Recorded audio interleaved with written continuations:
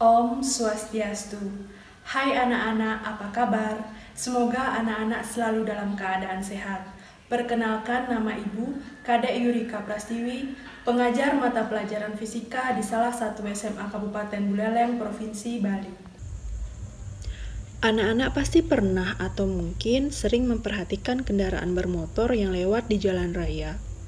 Saat kendaraan tersebut lewat, anak-anak bisa menghitung waktu atau menafsirkan kedatangan kendaraan bermotor yang mempunyai kecepatan 40 km per jam dan menempuh jarak 50 km. Bentuk lintasan atau pergerakan kendaraan pun bisa diamati langsung dengan mata. Namun, apa yang terjadi jika benda mengalami kecepatan mendekati cahaya? Ketika mendekati kecepatan cahaya, pengukuran seperti panjang, massa, dan waktu mungkin mengalami suatu perubahan. Ini sulit dibayangkan jika sebuah benda mengalami perubahan sifat seperti meteran kayu menjadi pendek, jarum jam nampak lebih lambat, atau massa suatu benda bertambah. Apakah perubahan semua ini bisa diamati langsung oleh mata? Mari kita bahas bersama-sama dalam video kali ini.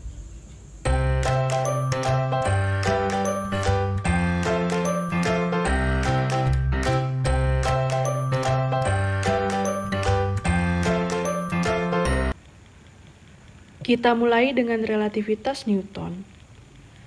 Seorang anak sedang mengamati dua mobil yang melaju di jalan raya yang lurus dan datar dalam arah yang sama. Masing-masing mobil X dan Y mempunyai kelajuan 70 km per jam dan 50 km per jam.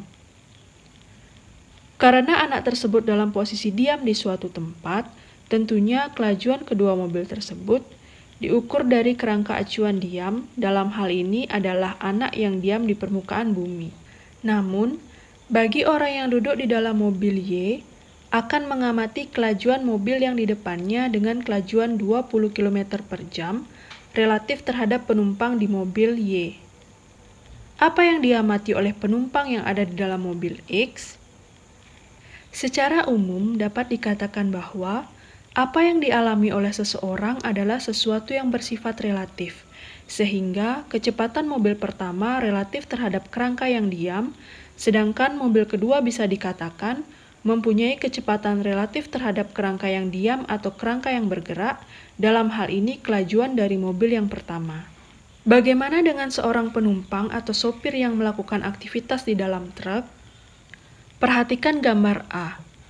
Seorang dalam suatu kerangka acuan yang bergerak dengan kecepatan konstan, melempar bola dengan kecepatan VA.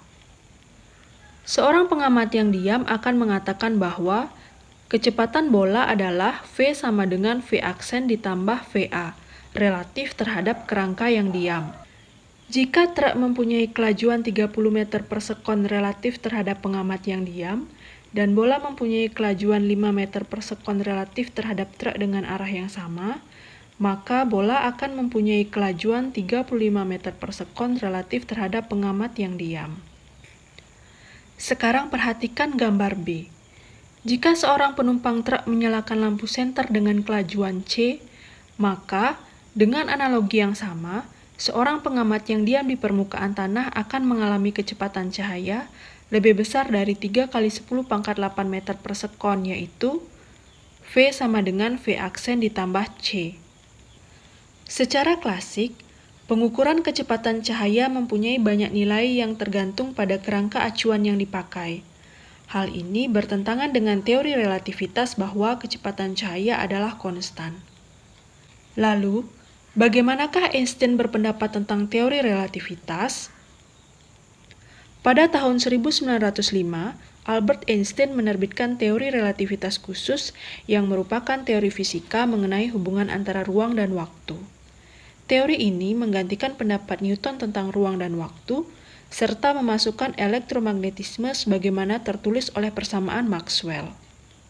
Teori ini disebut khusus karena berlaku terhadap prinsip relativitas pada kasus tertentu dari rangka referensi inertial dalam ruang waktu datar, di mana efek gravitasi dapat diabaikan. Berkaitan dengan teori ini, Einstein memberikan dua postulat, yaitu postulat 1. Hukum-hukum fisika berlaku dengan bentuk yang sama dalam semua kerangka acuan inersia. Postulat 2.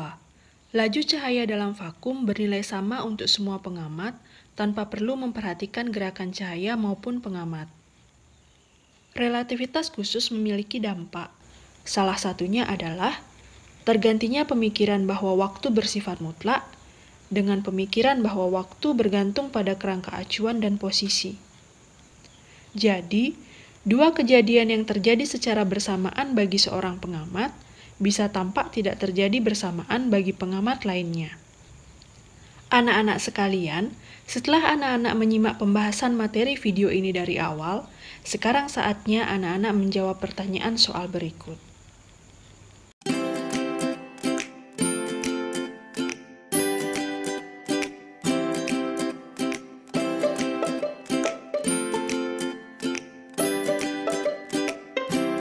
Bagaimana anak-anak penjelasan tentang teori relativitas khusus? Semoga video ini memberikan manfaat dan motivasi untuk belajar lebih giat.